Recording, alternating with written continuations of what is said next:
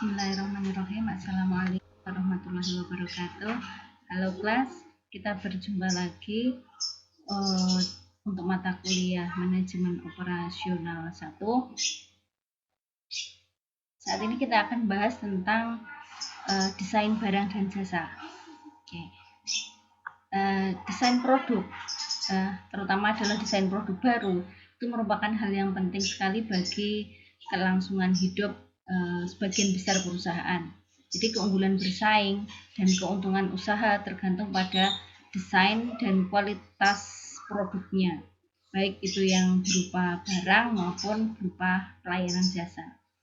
Di samping tentunya adalah tergantung juga pada harga yang kompetitif, ya. Nah, karena harga sangat ditentukan oleh proses biaya produksi. Oleh karena itu, keterkaitan antara pengembangan produk dengan pilihan teknologi pada saat proses produksi itu sangat penting. Pemilihan barang dan jasa itu atau strategi untuk desain barang dan jasa itu tidak lepas dari strategi keunggulan kompetitif. Kita mengenal strategi kompetitif pada materi sebelumnya itu adalah ada 4 hal, ya. Jadi yang pertama strategi yang pertama adalah kecepatan dalam menanggapi respon, kemudian low cost, ya, kemudian diferensiasi atau beda unik daripada yang lain. Kemudian yang keempat adalah kolaborasi atau bisa gabungan dari ketiga strategi kompetitif tadi. Nah, kalau kita berbicara tentang desain barang dan jasa, maka kita tidak lepas dari daur hidup produk. Nah, kita mengenal ada 4 daur produk, ada tahap perkenalan, ada tahap pertumbuhan, kemudian ada tahap kedewasaan dan tahap penurunan. Atau daur hidup produk itu kalau dalam mata kuliah pemasaran disebut dengan product life cycle, ya. Ada 4 tahap tadi. Yang pertama adalah tahap perkenalan. Pada tahap perkenalan ini volume penjualannya sangat rendah dengan desain beraneka ragam. Tentunya adalah menyesuaikan dengan keinginan dari pelanggan. Pada tahap ini keunikan dan kualitas memberikan posisi bersaing yang unggul. Nah, kemudian strategi pemasarannya untuk untuk tahap perkenalan ini adalah dengan terus, ya, selalu melakukan promosi yang gencar. Kemudian yang kedua adalah tahap pertumbuhan. Pada tahap pertumbuhan ini volume penjualannya meningkat, ya, diiringi dengan pembatasan ragam produk. Jadi ketika produk itu sudah dikenal oleh konsumen, maka sedikit demi sedikit penjualannya meningkat. Kemudian yang ketiga adalah tahap kedewasaan. Nah, pada tahap ketiga atau tahap kedewasaan ini volume penjualan mencapai titik maksimal dan produk telah menjadi barang komoditi dengan ragam yang lebih sedikit.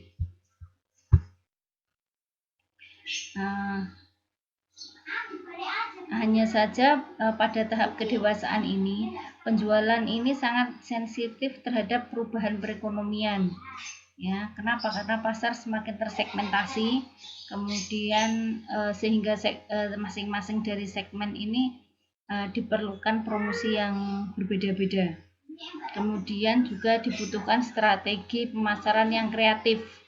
Tujuannya adalah untuk memperpanjang daur hidup produk pada masa kedewasaan ini, ya, atau biasa disebut dengan innovative maturity. Ya. Kemudian yang terakhir itu adalah pada tahap penurunan. Pada tahap penurunan volume penjualan menurun, kemudian pasar ini sudah banyak pesaing, maka strategi pemasarannya adalah dengan persaingan harga dengan jenis produk yang standar. Ya. Nah, penurunan ini juga bisa disebabkan karena perubahan selera pasar dan perubahan teknologi juga ini berpengaruh pada tahap penurunan ini, karena permintaannya semakin menurun. Oke, selanjutnya adalah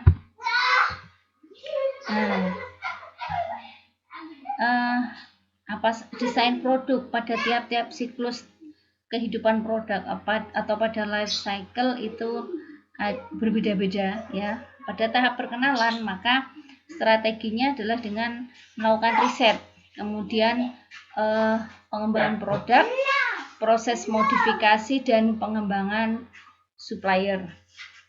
Yang kedua, untuk masa pertumbuhan, strategi yang bisa diambil adalah menambah kapasitas untuk mengantisipasi adanya peningkatan permintaan. Kemudian pada tahap kedewasaan, maka strateginya adalah dengan produksi yang inovatif, ya. Kemudian memperbaiki kontrol produk dan menambah lini produk. Sedangkan untuk strategi pada tahap penurunan itu dengan memproduksi produk yang memiliki kontribusi pada keuntungan perusahaan dan menghilangkan lini produk yang tidak menguntungkan. Jadi pada tahap penurunan ini perusahaan fokus hanya pada produk-produk yang memberikan kontribusi pada keuntungan perusahaan, sedangkan produk-produk yang tidak menguntungkan ini dihilangkan. Selanjutnya adalah untuk analisis penilaian produk, ya, ini dengan membuat daftar produk menurut kontribusi. Jadi tadi dengan membuat list daftar produk mana saja yang memberikan keuntungan kepada perusahaan, sedangkan produk-produk yang permintaannya rendah atau memberikan kerugian itu dihilangkan. Kemudian berkaitan dengan meningkatkan cash flow, yaitu menaikkan harga atau mengurangi biaya. Kemudian bagaimana menciptakan produk baru? Ada beberapa cara ya, atau yang perlu diperhatikan. Yang pertama adalah dengan memahami pelanggan, kemudian melihat perubahan ekonomi, jadi selalu melihat perubahan ekonomi, kemudian juga melihat perubahan sosial dan demografi, ya. Kemudian melihat perubahan teknologi, dan yang terakhir adalah perubahan pada dunia politik dan peraturan.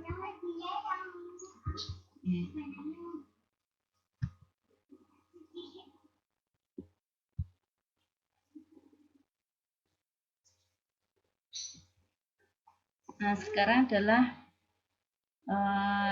mendefinisikan produk, ya.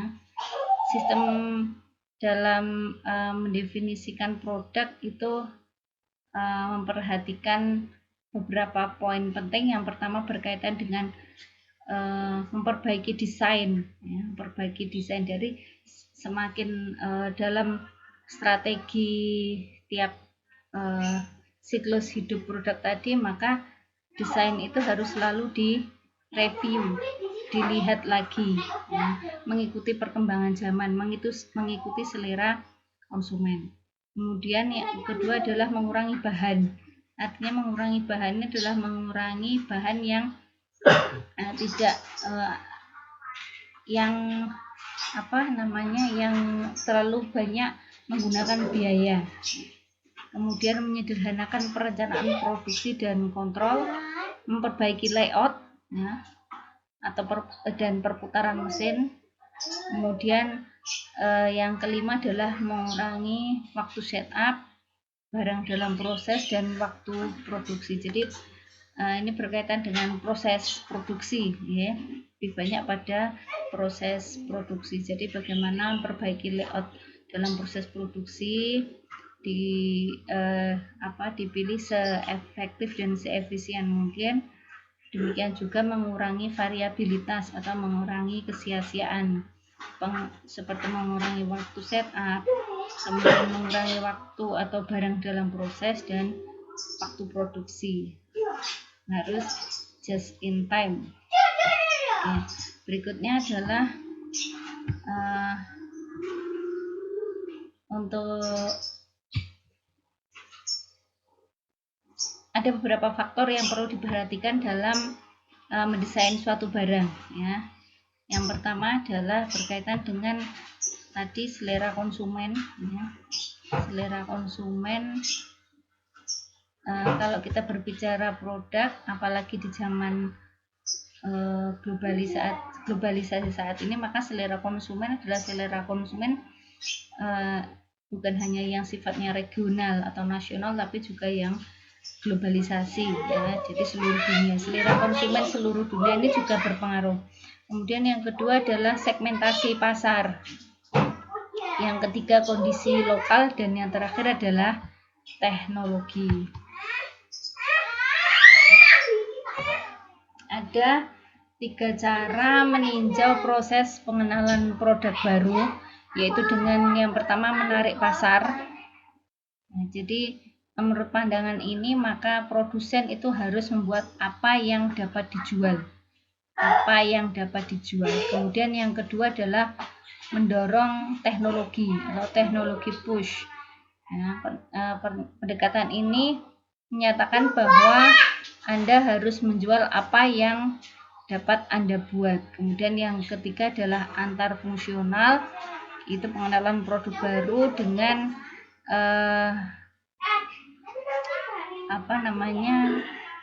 kombinasi dari keduanya, yaitu bersifat antar fungsional dan membutuhkan kerjasama di antara fungsi pemasaran, operasi, teknik, dan fungsi lainnya.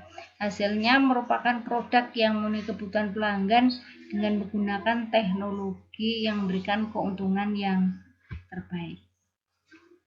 Kemudian proses pengembangan ide itu dimulai dari pengembangan produk baru itu dimulai dari pengembangan ide, pemilihan produk, rancangan produk pendahuluan, pembuatan prototipe, pengujian, dan rancangan produk akhir. Nah, itu tadi adalah desain untuk produk. Nah, bagaimana desain untuk jasa? Jasa ini merupakan sesuatu yang diproduksi dan dikonsumsi secara bersamaan. Kemudian jasa itu sifatnya kan tidak bisa kita lihat, tidak bisa kita pegang, tapi dapat kita rasakan, ya. Nah, jadi jasa tidak pernah ada, hanya hasilnya dapat dilihat setelah terjadi. Sebagai contoh, misalnya kita potong rambut, maka kita tidak bisa melihat bentuk jasanya, tapi kita melihat hasil akhirnya. Kemudian model untuk jasa ini ada strategi jasa, desain produk jasa, desain sistem pelayanan jasanya, dan pengukuran pelayanan jasa, ya, atau pengukuran bagi konsumen apakah jasa itu memuaskan atau tidak. Kemudian untuk strategi jasa ini menentukan bisnis apa yang akan dilakukan, ya, untuk termasuk nanti adalah memberikan pengarahan untuk merancang produk, sistem pelayanan, dan pengukurannya. Kunci dari desain produk jasa adalah mendefinisikan secara tepat barang-barang yang terikat dalam jasa. Dalam merancang jasa, manajemen harus secara seksama membaca harapan-harapan pelanggan. Kemudian sistem pelayanan jasa ini ada beberapa unsur sistem pelayanan jasa. Yang pertama adalah teknologi, kemudian yang kedua adalah aliran proses atau merupakan urutan kejadian yang digunakan, kemudian yang ketiga adalah tipe proses, kemudian lokasi dan ukuran, dan yang terakhir adalah tenaga kerja. Oke. Oke, itu tadi adalah poin penting dalam desain produk dan jasa.